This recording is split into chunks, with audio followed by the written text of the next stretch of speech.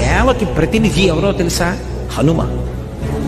తన జీవితం మొత్తం మీద ఇప్పటికీ ఉన్నారు. ఎందుకనంటే చిరంజీవి శృంగగిరి పీఠాధిపత్యం వహించిన చంద్రశేఖర భారతీ స్వామి వారు సుందరకాండ చదువుతుంటే ఓ కుర్చీ వేసి దాని మీద పట్టుబట్ట వేసి పెట్టేవారు. నేను మీకు పరమ సత్యం చెప్తున్నాను, ఇప్పటికీ వస్తారు స్వామి హనుమ. ప్రత్యక్షంగా నేను ఎన్నో సందర్భాల్లో అనుభవాన్ని పొందాను. అది నా గొప్ప కాదు, రామాయణం గొప్పతనం. వచ్చి తీరుతారు హనుమ. ఎంత వస్తారంటే రామనామం చెప్తే చాలు వచ్చి కూర్చుంటారు. ఆయన వచ్చారంటే బ్రతుకుతారు. తన కోసమా 100 యోజనముల సముద్రాన్ని దాటి వెళ్ళారు?